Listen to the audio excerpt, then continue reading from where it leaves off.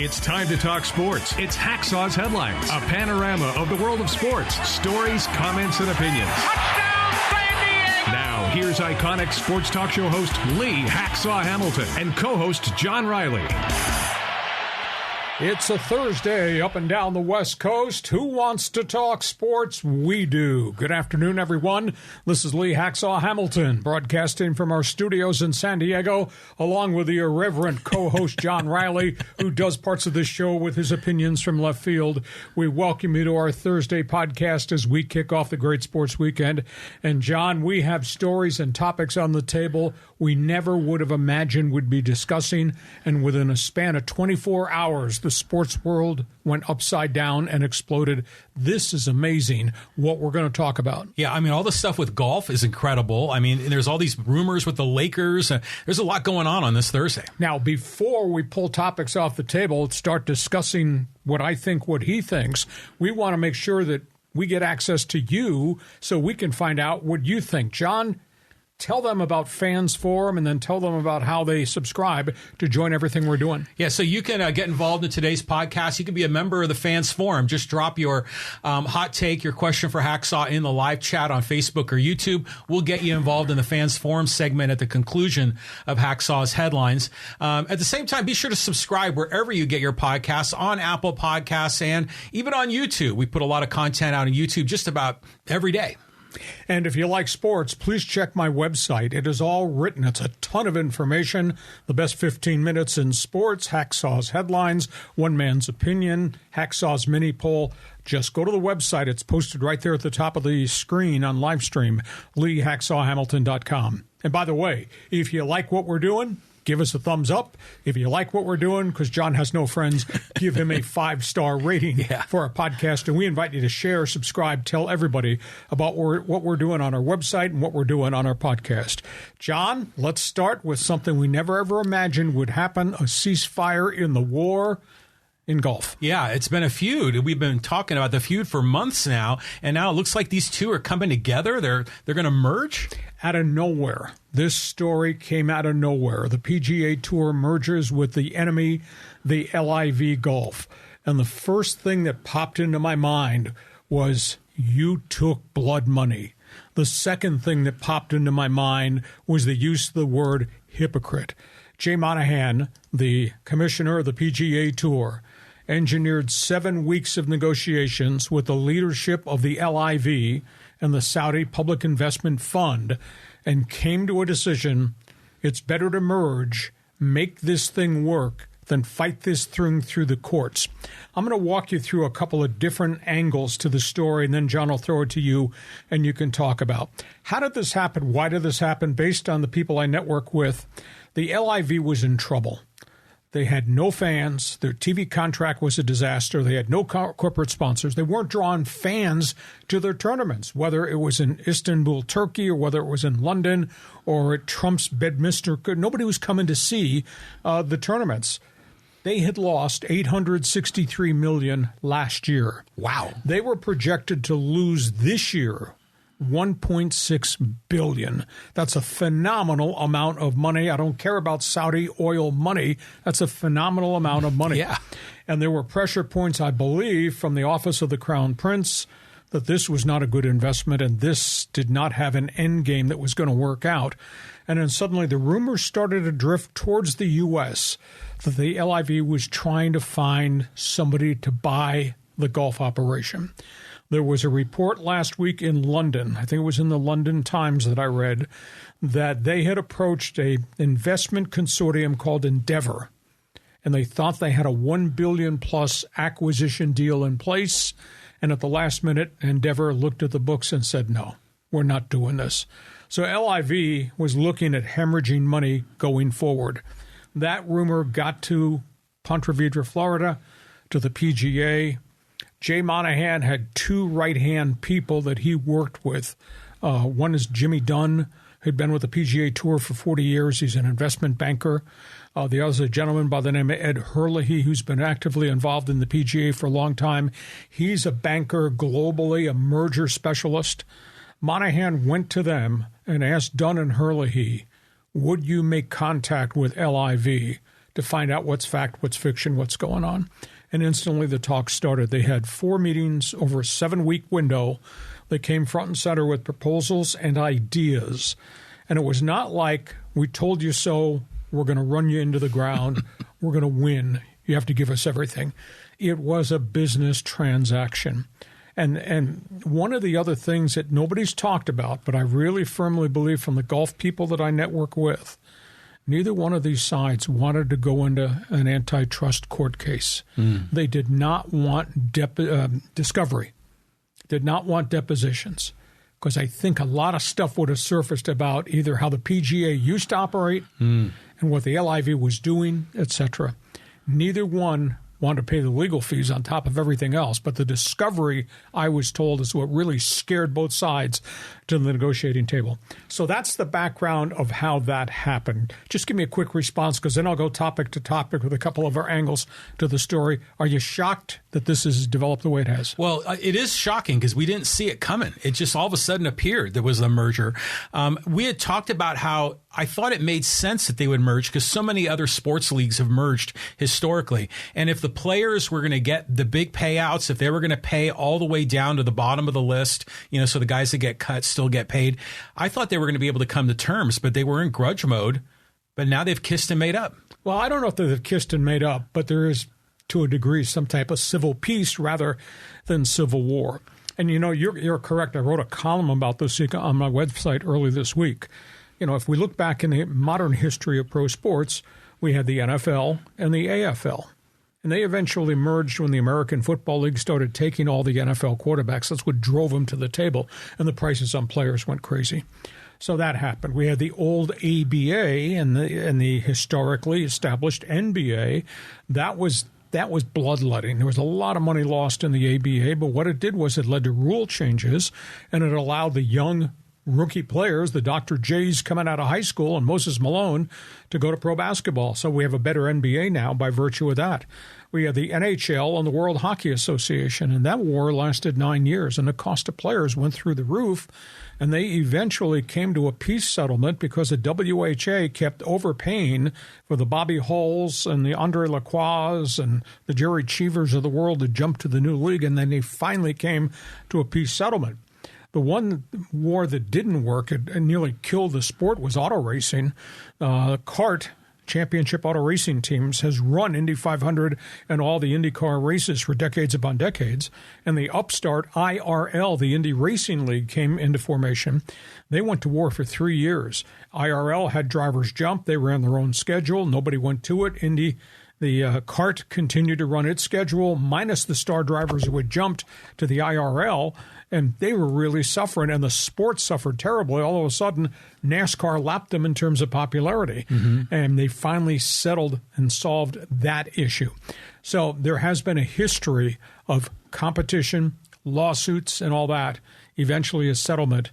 This has got big monster money implications to it. Let's talk about what they've agreed upon, and the structure is not set in cement yet. But Jay Monahan and the PGA, John, will run every facet of golf between the lines. Tournaments here in the USA, the PGA Tour, tournaments in Europe that used to be part of the DF European Tour, and tournaments that LIV ran. But the PGA is going to run every facet of scheduling and golf. That's huge. It'll be the PGA's tour, but now it'll be globally. The only ones that they won't put their stamp on will be the Grand Slams. The Masters and U.S. Open and the British Open. And so those will all continue to run the way they've operated as a separate entity. So that one big change, it will be a PGA Global Tour. The LIV is going to invest billions of dollars to the PGA. A chunk of that money will be used to grow the European Tour, which has been kind of fragmented. And that global tour will involve not just Europe, it might involve Africa, it involve Asia. So the LIV is going to have some input in a global tour all under the PGA flag, and the PGA is going to get phenomenal amounts of money from the public investment firm as part of that. The concept that LIV had about team competition, which I think is really weird, doesn't make any sense to me. Yeah. But I'm old school. they're going to have team competition. Now, there's a big debate whether it'll be a special team competition with all the stars at the end of the PGA schedule here in the States, or whether on off weeks in Europe, they'll send the stars to play over there in team competitions in markets that might not have been exposed to the PGA Tour. Obviously we know about the British Open, but maybe you put a PGA LIV team competition in Paris, or maybe put one in Barcelona or somewhere in Africa. So LIV is going to oversee that.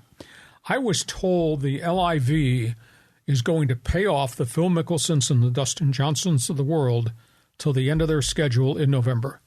Okay. And then whatever was promised going forward will be relinquished. So these guys will play for whatever the annual bonus money they were getting till the end of the year.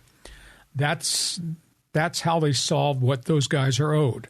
I think there's 31 guys that signed contracts to jump that got different levels of guaranteed money. That'll expire at the end of November. They won't get the years 3, 4, and 5 that were on those contracts initially.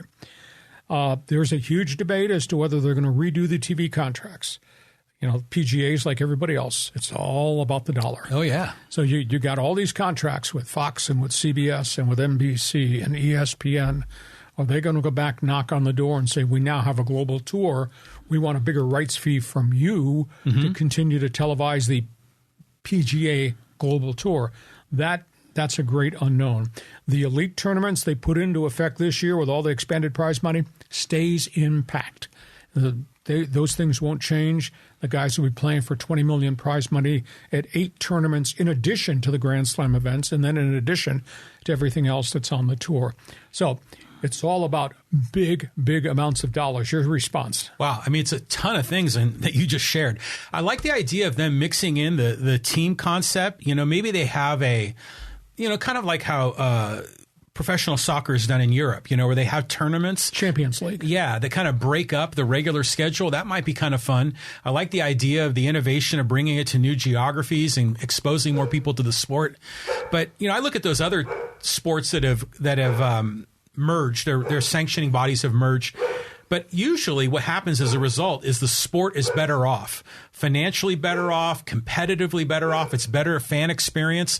I mean, do you think that's going to be the end result here? I think for the fans, it'll be great because it will be a global tour. And the people that have really never been exposed to the PGA, I mean, France is a big country. Germany is a big country. Yeah. And you start dropping in unique tournaments, either at the team concept tournament or just tournaments per se for European fans. There'll be a lot of people buying tickets to go see that. They live in Paris and Munich and Berlin and et cetera. So I think from a concept, it's just fabulous. And, of course, the PGA Tour is getting LIV corporate funding to expand the tour abroad. Somebody's got to pay the bills. LIV, I think, is going to wind up paying the bills. Okay, so that's the business aspect. Let's talk about the players. Okay. Because they are not happy. There was an angry 75-minute meeting at the Canadian Open on Wednesday in which Monahan took a lot of hits, took a lot of heat from, there was more than 100 golfers that were there. He answered every question. I give him credit. He did not make apologies.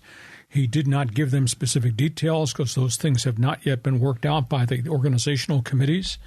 But he said this was the right time to do it. Both parties were interested in doing this for the good of golf. It was not going to help either one of us to go to antitrust. It's a big issue there. But, I mean, he got smoked. He was called a traitor. He was called a turncoat. He was called a thief in the night. He was accused of taking blood money. One of the players stood up and said, do you have the courage now to go face the 9/11 family united groups that you stood next to after 9/11? And you stood with them and condemned what the Saudis were doing to snare all these players abroad? Are you willing to go talk to them and tell them you're sorry that you had to change your mind? And he said he would. Rory McIlroy was really angry because he's the most influential guy right now in the Players Advisory Committee. Nobody from that committee was incorporated in these talks. There were just 4 people. Wow. Monahan, a lawyer, Dunn, and Hurley. that those four are the only ones that met with the LIV. Incredible. Nobody knew. The players did not know. Jimmy Dunn called Rory McIlroy at 6:30 Wednesday morning and said, this is going to be announced within a half hour. And McIlroy was speechless. Oh, I'm sure. And by the time he got to Toronto's course for practice and a press briefing, he was so angry he couldn't link his words together. He slept on it. He then did another press conference yesterday, talked extensively, and said he had come to peace with what they did because golf is in a better place right now. Mm-hmm. But, big but, John, there must be consequences to Phil Mickelson and Dustin Johnson and every one of those 31 guys who left. Yeah. Rory McIlroy just flat out, front and center at the Canadian Open, said you cannot allow these guys to have gone abroad, made all this money, badly damaged our tour. There have to be consequences. And he says that the PGA Tour needs to fine every one of those 31 before giving them their tour player cards back. Interesting. Each guy has to reapply for his tour card. So that's the big issue. And then Rory asked the question, and a lot of fans have the same question. People who read my website sent me notes about this. What about the guys who stayed loyal here? Turned down $100 million to go to Saudi Arabia. What do they get out of this? Are you going to compensate them? Will there be a bonus to them for their loyalty to the badge, to the PGA Tour badge? So that's a story that has to be decided yet. Matt Kuchar was the only one spoke out very positively about this after the meeting. He said the one thing is we now have not only peace, we truly have a global golf tour. And by the way, we've already made a lot of bonus money with the elite tournaments the PGA selected to give us this year. And by the way, the PGA Tour will run the global tour. So it is our tour. Quote, we won. Wow. So that's interesting. That, a lot of players are really upset. I think this thing will settle itself out. And to what you said, and as I indicated, I think this is win-win for everybody. It's a win-win for the fans because all the players are now back or will be back together in 2024 and have a chance. And now you've got the finances because of the Saudi money to really expand this thing and do it global. So I threw a lot at you. Give me your response. Do you let Phil Mickelson and those guys back in cart-free? What do you do to the guys who are loyal? Go ahead. You got to let them back in because losing all those marquee players, affected probably viewership and attendance at the events. But yeah, they've got to somehow, bend a knee, to the PGA. And is it a fine? Is it something else? I don't know. But they'll have to work that out. But my understanding is that the PGA was a players-run league or a players-run organization. And so now you've got, the commissioner of the organization kind of independently negotiating this deal and just dropping a bomb on all those players. I mean, it's no wonder that argument went 75 minutes was so heated because these players feel like they're equal partners or something close to that. And yet, this hammer dropped.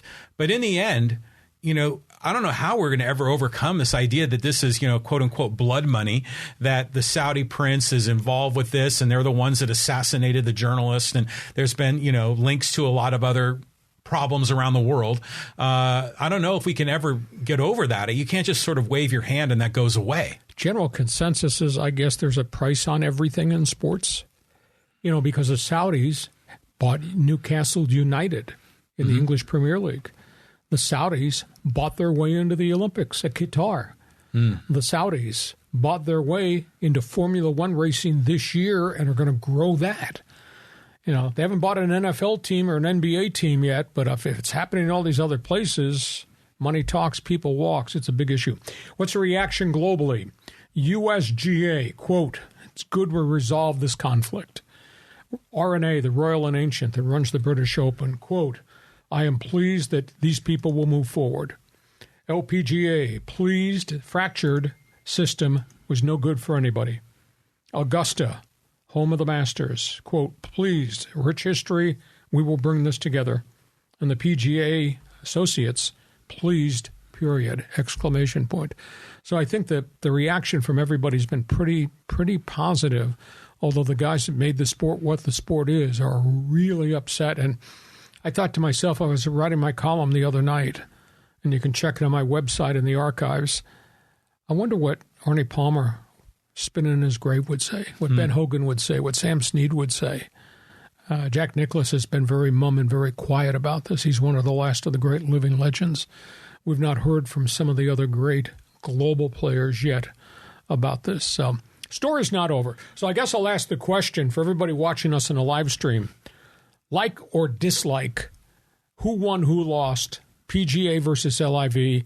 Is it good? Is it bad for golf? You golf fans watching us in a live stream, send us a message. So that's a big story. It's taken up a lot of our time, but I thought you'd want all the angles and the details as to how we got to where we are on a Thursday afternoon looking towards 2024. Well, yeah, I agree. There's a ton in there and a lot of different angles, but in the end, it's always good to see disputes resolved and people can kind of put their egos aside and kind of come to agreement. And yeah, you got to grease the palms a little bit. You know, it's a financial thing here, but hopefully this all works out, because if it does, it'll be really good for the sport, especially taking it globally. I mean, imagine now Tiger maybe playing in Germany and France. You know, what about the LPGA and, you know, their international players?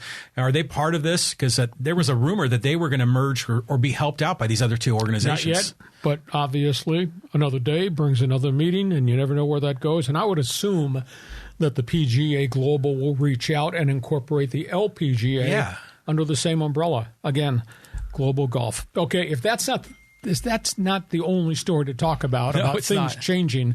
Let's talk about the second topic on the table you've got. I mean, we're doing international sports here, Lee. I mean, Lionel Messi is coming to America. Absolutely stunning. He is signing a deal with Inter Miami, MLS expansion team owned by David Beckham. He's got business interest in Florida. He spends a lot of time in Florida. This is a 36-year-old global superstar. He has walked away from Paris Saint-Germain. The big money contract he got did not work out. Neymar went there too, did not work out. One is gone, the next one is going to leave. He turned down $386 million a year from where? Saudi Arabia. Saudi Arabia. He turned it down. He also turned down his old club where he spent 19 years, FC Barcelona. They have enormous financial problems. That's a big issue. They've got salary cap violations. FC Barcelona can't give him a global contract. Part of his deal, the MLS has a bylaw that you can bring in 3 international stars a year, and it does not count against the salary cap. Okay. So Inter Miami brings him in. We don't know the specific dollar figure for him to come to MLS. I don't know if it would be more than David Beckham got. I don't know if it would be more than some of the other Zoltan Ibrahimovic got from the LA Galaxy, but it'll be a payday. However, there's a marketing deal. He is going to get a chunk of money from Apple. Apple's moved into the TV play-by-play stream. Oh, yeah, yeah. They're gonna provide him bonus money as part of this contract, as is Adidas. Oh. Adidas has been one of his sponsors, and he's got global fan support. Oh, yeah. In terms of selling kits, jerseys, shoes, etc. So a chunk of the big money is coming from MLS, Apple, Adidas. That's how this financial deal came together. How great a player is he? Well, he's got 803 career goals, second most ever to Pele. No. Ronaldo Cristiano. Okay. All right. Second most, 803 career goals. He's got 13 World Cup goals. He's got 139 international goals. I mean, this guy is a legend. Mm-hmm. So it's fascinating to see Messi comes. Does it give, a boost to MLS? I don't know. That's a big question. Major League Soccer runs way behind in terms of radar personality compared to the NFL.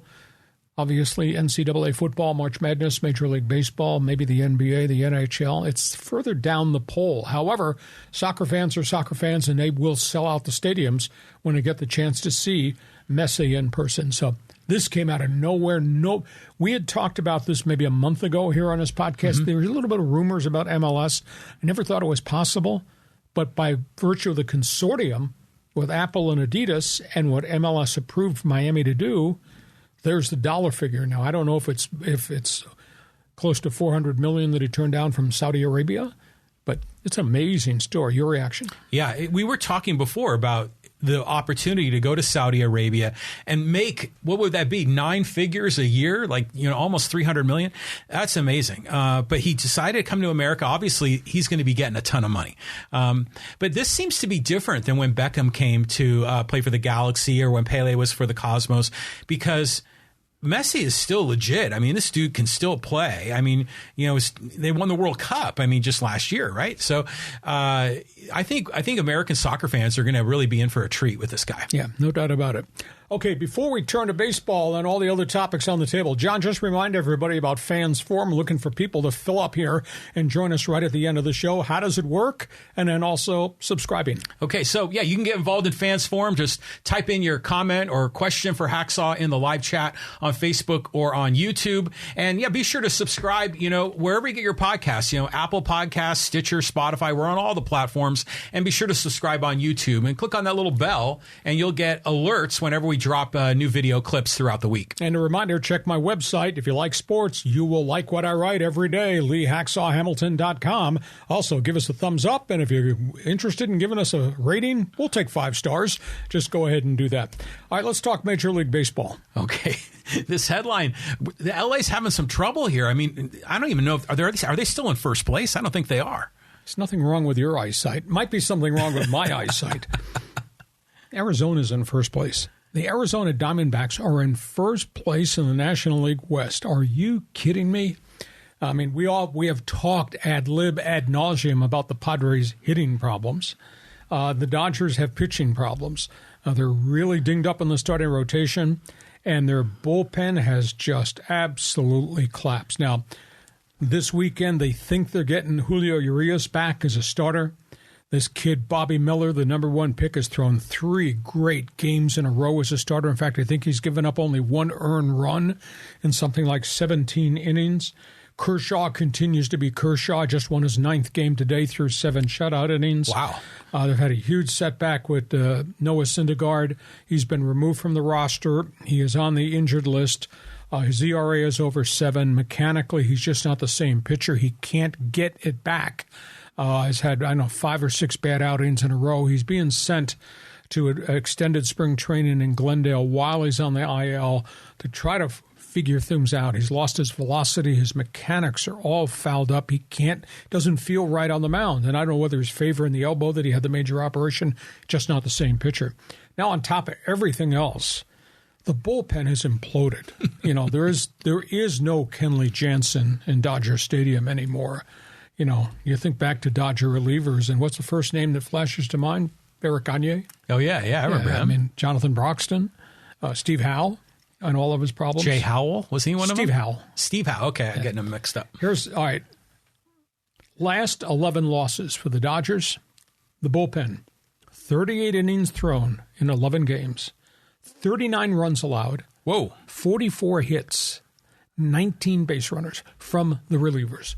That's unbelievable. That ain't working. That's 60, I do bad math, 67 base runners in 38 innings. The collective ERA of the Dodger bullpen, 9.23. Yeah. In the last 11 games. And that's a whip near 2. I mean, that's horrible. Yeah. So the term Dodger Blue now has a different dimension to it. As it they're singing the blues. I think that Andrew Friedman's going to have to make a deal to get a pitcher. We got a bunch of teams that are out of the pennant races that are dead.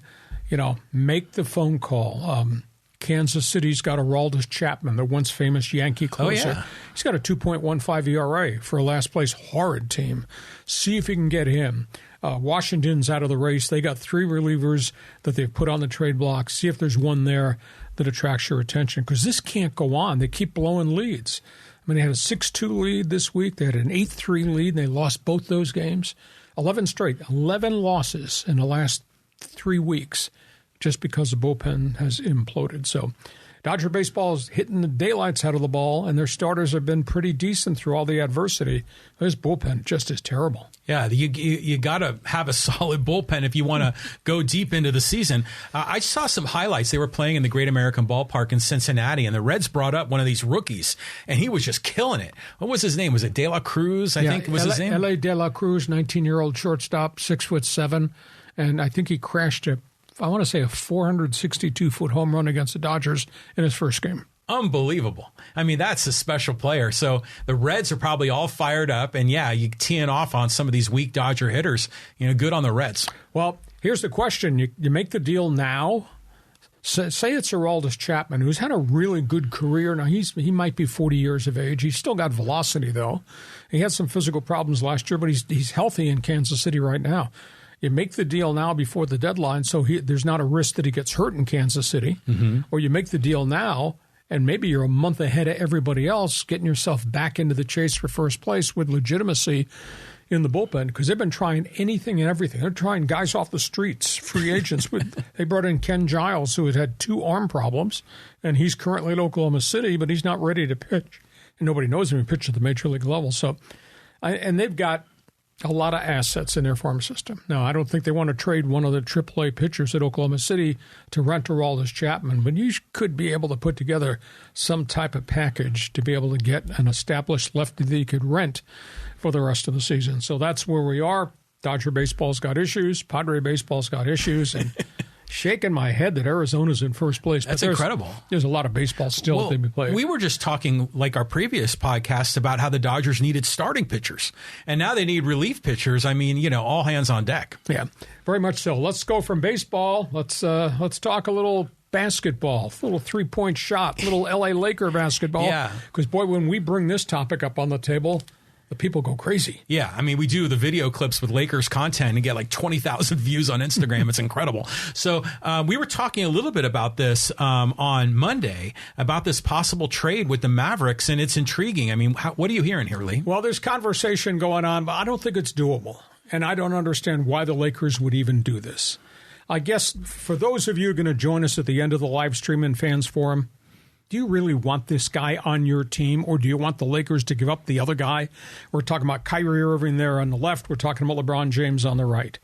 Laker fan, do you really want Kyrie Irving on your team, knowing track record, great individual talent, relationships always end badly?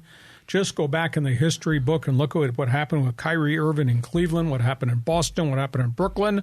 And then when he got to Dallas, look what happened. They didn't even make the bleeping playoffs. He's a free agent. He doesn't want to take a pay cut. To go to the Lakers as a free agent, he'd have to take a massive pay cut, and he doesn't want to give up any of the $36 million that is on this contract that he's got, that he can opt out of. For LeBron, he's due to make $47, which is the max. He's got an option for $50 the next year. It's L.A. It's Tinseltown. It's the movie industry. It's where his entertainment company is headquartered. Why would he want to go to Dallas, Texas? And he wants to play with his kid a year from now when Bronny comes out of USC after a one and done. I don't think that the Mavericks have the resources to make a trade. Emotionally, why would the Lakers want to divest themselves of LeBron when you got LeBron and you got AD and they still got miles left on the tires and you got the 2 young guys that you developed? You could have another late-round draft pick. Now, you don't have a lot of cap space. That's a big issue in L.A.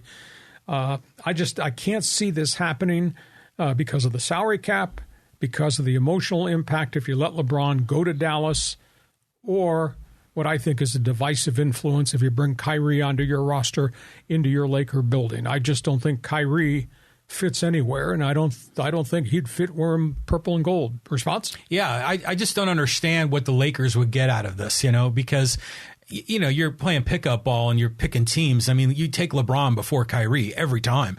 But yeah, it's an odd thing, and just kind of another crazy tangent. Did you see the news about the Lakers that Austin Reeves is now dating Taylor Swift? Unbelievable. Hey, if they're free agents, they're free agents. Well, yeah, it's Tinseltown. It's Hollywood. So, yeah, why would LeBron want to abandon, all the glitter of L.A. and go play in Dallas? I mean, it seems obviously if they made a deal here, they'd have to get the players to cooperate and approve it. But this doesn't make sense for the Lakers at all. I concur with you wholeheartedly. We're in the middle of the playoffs, and I bet Adam Silver is just really steamed because the commissioner does not want teams firing coaches or making trades during the playoffs and taking the spotlight off Denver, Joker, Miami, Jimmy, etc. So I'll be fascinated to see where this goes. We got the whole month of June going to the beginning of free agency in July, and of course the NBA draft. I would not make the trade. But you're going to join us on Fans Forum live stream Give us your opinion there. We move from that. Let's talk NFL because this is a nasty story. Yeah, I mean, the Colts and gambling, I know there's been a history of that way back in the day with what's his name, Schiesler, or for the quarterback from Ohio State. So is it something similar to that? Well, here's the deal. The NFL months ago did some in-house investigation of reports that young Detroit Lion players were betting on games. Well, they weren't betting on NFL games, but they were placing bets. Jameson Williams, the number 1 draft pick, wide receiver, Alabama, is one of the guys. Oh. He got suspended 5 games. Mm-hmm. 3 other guys got suspended, and they released 3 of the other guys. 4 staffers in the locker room, people that work for the club, equipment guys, field workers, whatever, they were part of this thing. They all got fired. All of a sudden, the NFL starts to worry about if it's happening in Detroit to that number of players, is it happening in other places? And now we find out Indianapolis starting cornerback, a young guy by the name of Isaiah Rodgers. He was expelled from the facility yesterday. He is facing expulsion from the league. Evidently, the investigation has found that Isaiah Rodgers had a burner phone with a bogus ID and placed over 200 bets last year on games, on NFL games, on his Colts. I don't know if it was to win or to lose. He's facing expulsion from the NFL.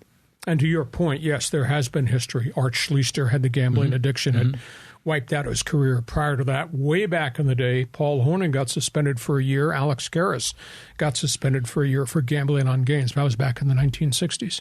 I guess the stunning thing to me is the union and the NFL have a protocol. These rookies, when they go to the symposiums, they have this list of things that they are given. Gambling is one of them. What you can do, what you can't do. And yet, the young wide receiver in Atlanta, number 1 pick, was at Calvin Ridley. Got suspended for a whole year. He was gambling. And he was on injured reserve and was not with the team because he had a catastrophic injury. And he had all this loose time, and these guys got a lot of money in their pockets. He started gambling and got addicted. So he got suspended for a whole year. Now he's just been reinstated. These guys should know, better pay attention to know. And you got this guy's placed 200-plus bets on sporting events, including NFL games, including his team, and he made the bets from the facility, and it's all laid out right there.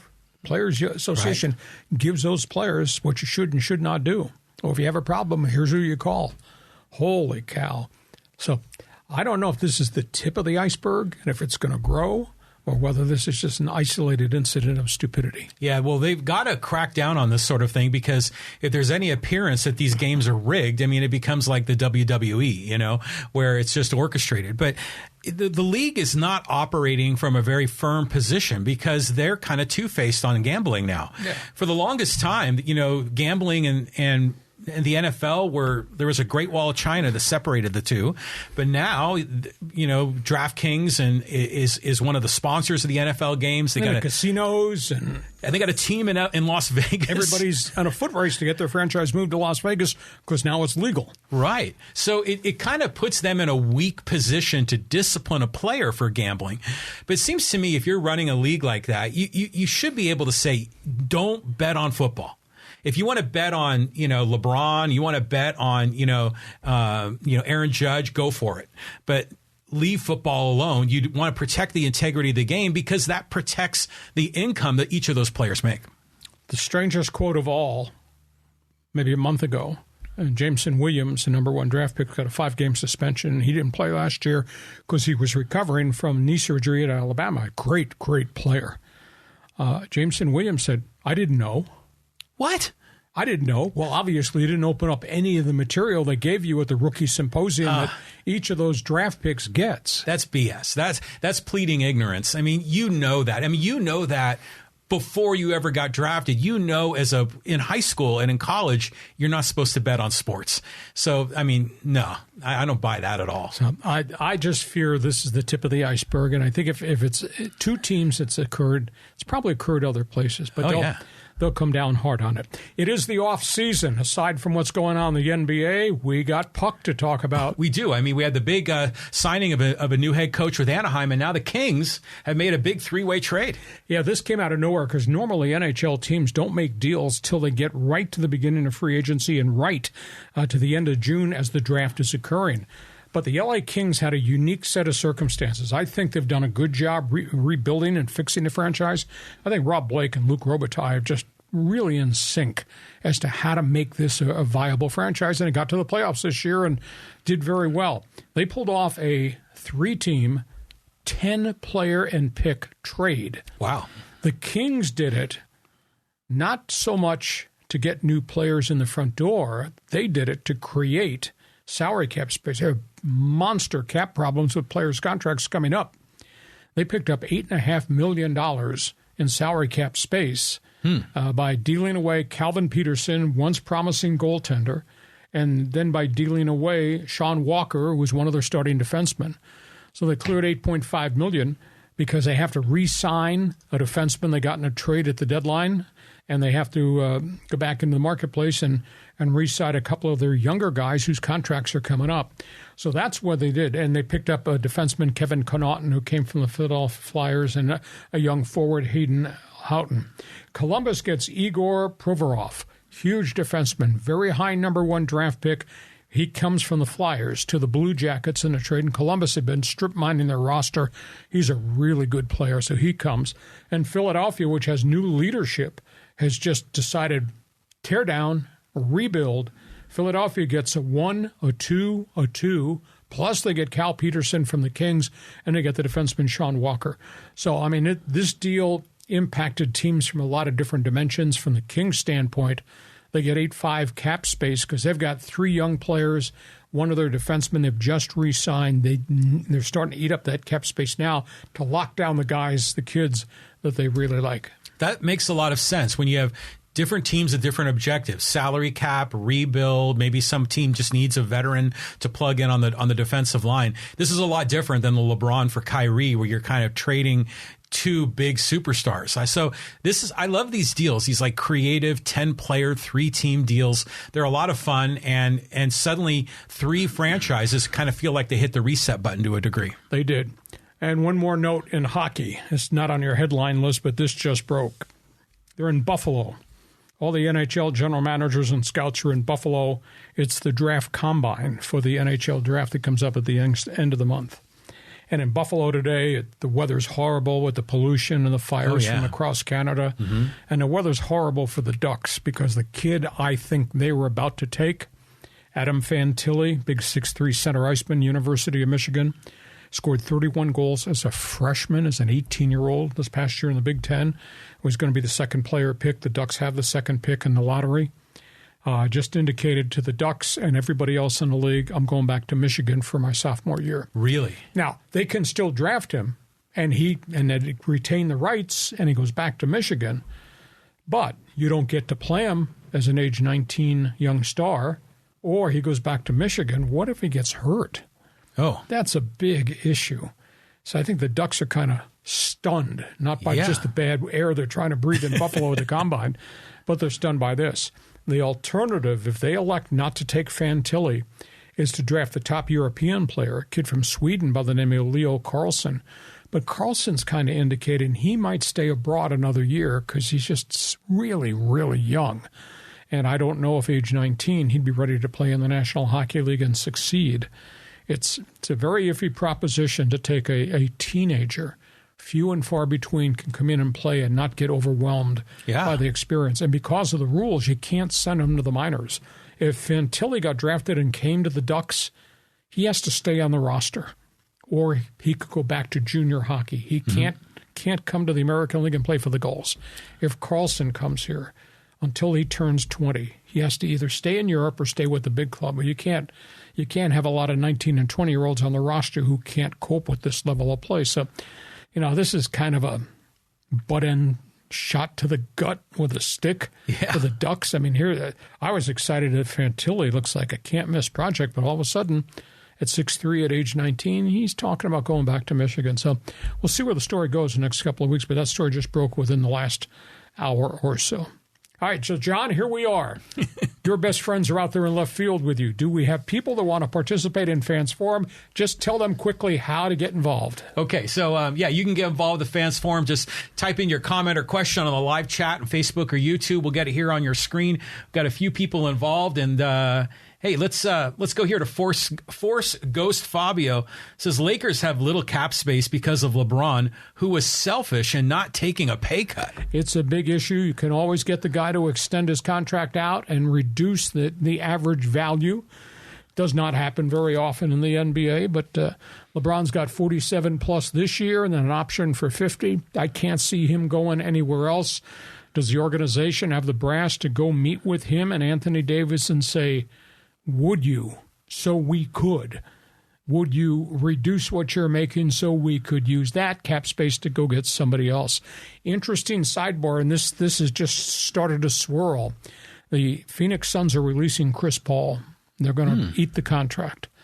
You and I have talked extensively. Lakers need to go find another veteran who's got winner heritage. Yeah. And I kept saying Draymond Green, and you kept telling me with your Golden State background, don't come up my way and touch him. How about Chris Paul? Yeah, that's a good idea, actually. Now, maybe he'd come for a lower price because he's not going to get the money that he was getting. He was supposed to have $16 million guaranteed in Arizona. The Suns are cutting him loose, I think, effective on Friday. So maybe Chris Paul is an angle that you get a great veteran to come in here who still wants to win a ring, and he'll play for less money. But if you got guys earning 47 and 40 next year and the King James and AD, do you need to make them take a cut? Could you imagine, though, would I be out of control if they wound up with both Chris Paul and Draymond Green on unique veteran contracts? Oh, wow. I mean, it's kind of like when the Warriors, got Durant, when he signed with them. Some teams get all the riches, but I don't know. I have a problem sort of wagging my finger at LeBron and saying you're selfish because you're not taking a pay cut. I mean, he earns what he makes, but it's incumbent upon Pelinka and the rest of the Lakers brass to figure out a way to make that roster work. And if LeBron wanted to do, I think Tom Brady sort of did this sort of thing, right? Where he took a little less to kind of get some better players around him. If he wants to do it, fine, but I don't think we need to shame him for it. No, because he is the NBA. I mean, it's 20 years worth of excellence, and we're talking about great player, great citizen. Exactly. So, okay, next question. Okay, and this is from Dale Thumbs. He says, LOL, Saudi money is really U.S. money. It is now. It's PGA money. Mm-hmm. Nobody wants to say who won and who lost. We know who won. PGA, all the players and the fans. We know who lost. Greg Norman. Nobody's paying attention to anything that guy has to say. And Saudi money is oil money. Unfortunately, Saudi money, I'm sorry, is blood money. But the PGA is now taking that money. Should we be critical of the PGA for doing this, or is avoiding antitrust litigation what's really important here? Well, I think it's smart on them to not let the government stick their nose in the tent. Because like you say, you don't know what they're going to find. And they want to kind of manage their own business. And once you get into antitrust, it's very subjective. It's not an objective reality where they make these judgments. So anything could happen. But to Dale's point here on the live stream, yeah, it is U.S. money, not only because it's PGA money, but it's the money that we all spend to put gas in our cars that ends up going to Saudi Arabia for all the oil. So it's just funny how it all works. But, the world is a global world. I just wish we could sort of come to terms with how we're going to have in this case, a foreign policy with Saudi Arabia. And then how is that reflected in the world of sports? We're kind of trailblazing here. I don't know how you rationalize how the Saudis treat people, the oppression. Oh, the women's rights are just horrific. Exactly. So how do we sanction Saudi Arabia?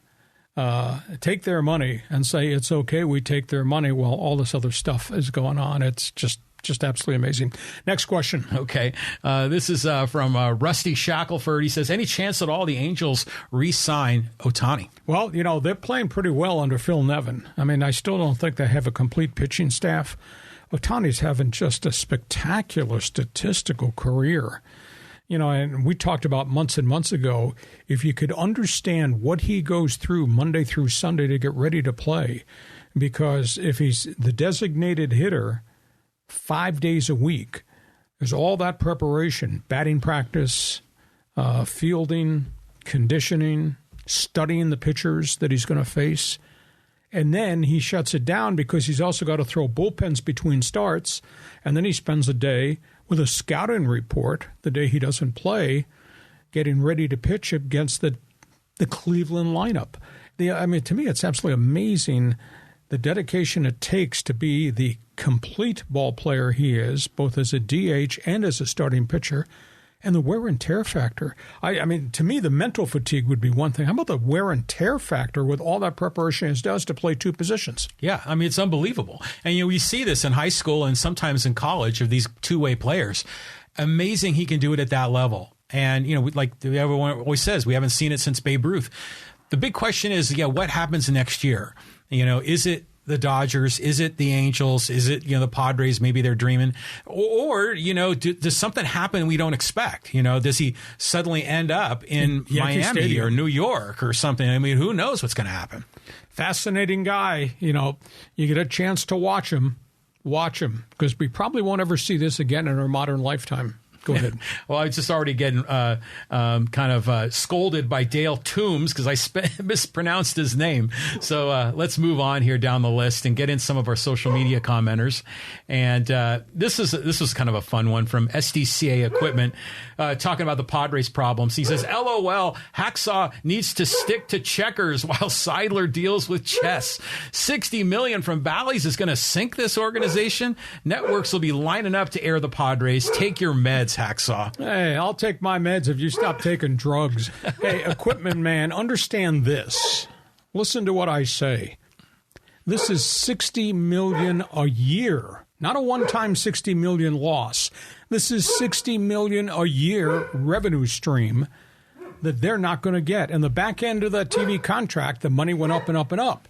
Well, the back end of all the contracts that they gave to Xander Bogaerts and obviously to Manny and to El Nino, the back end of those contracts, those fees go up and up and up.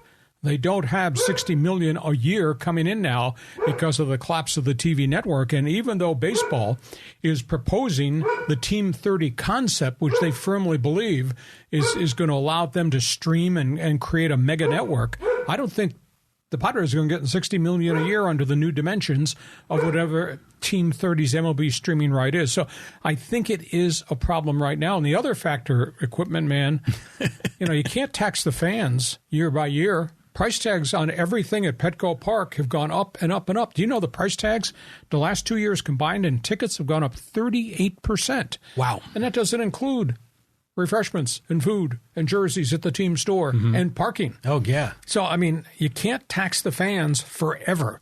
So I think it's a blow. Padres got blindsided. The other 14 teams that had deals with Diamond Sports got whacked.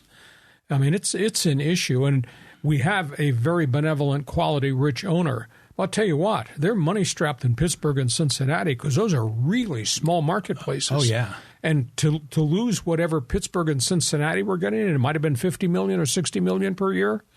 That's a phenomenal amount of money for an even smaller market. So baseball's got a problem that they're going to have to work really hard on. Well, they're going to make up some of the revenue. And, they'll have a plan, but Bally admitted that they overpaid, and the market changed and the Padres were sitting pretty there. And that sweet deal, it only lasts for so long. It's turned sour. More questions, please. Okay. Well, here's another Angels question. We were just talking about Phil Nevin and Michael Ross says, will Phil Nevin still be managing the Angels by September? Who do you think would be a good manager for the Angels, Hacksaw? I don't think they'll make a change. They're 33-30. And he's kind of doing it with the patchwork pitching staff. Rendon has finally come back healthy. How long he stays healthy remains to be seen. He's missed an awful lot of games. Trout's hitting. Ohtani's hitting. That a couple of the complementary guys who had mental health, and physical health injuries that are now back. Ward and one of their other outfielders and their first baseman, Jared Walsh.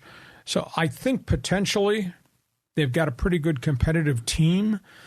Maybe they make the playoffs, although it's kind of hard when you look at how good everybody is in the American League East. But if they're above 500 and they're waiting for the next wave of young pitchers to come, they've just started to roll in here, I think Nevin probably keeps the job. Now, if they bottom out and they wind up being 28 games under 500, then maybe it doesn't work for Phil.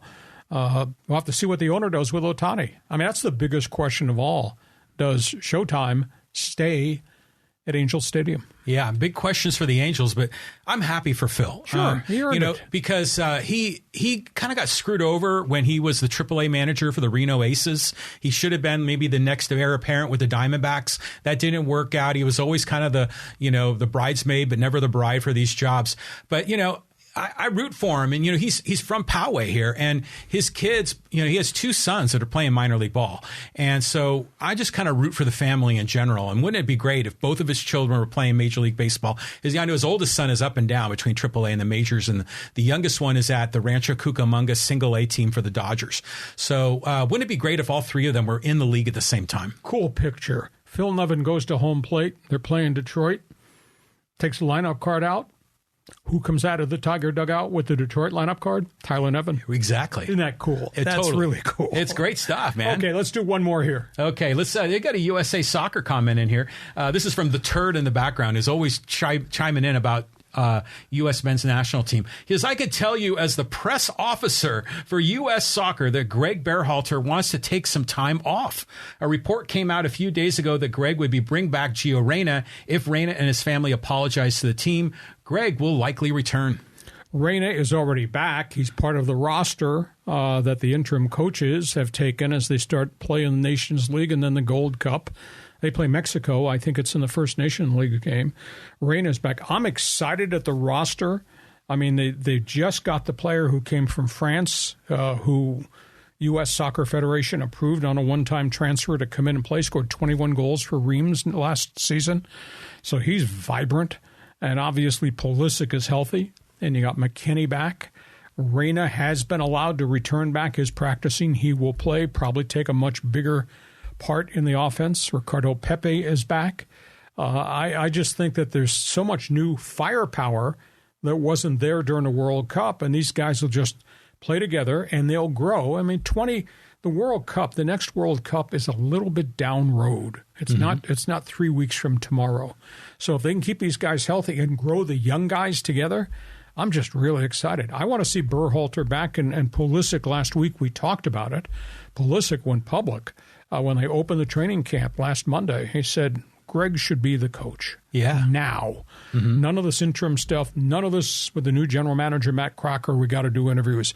And I believe it. Berhalter changed everything. He changed the roster out. Obviously, they started to rebuild. He changed the culture out. He brought his style of play in, his persona. There's no doubt he's a tough guy as a leader, but that's a motivational tool.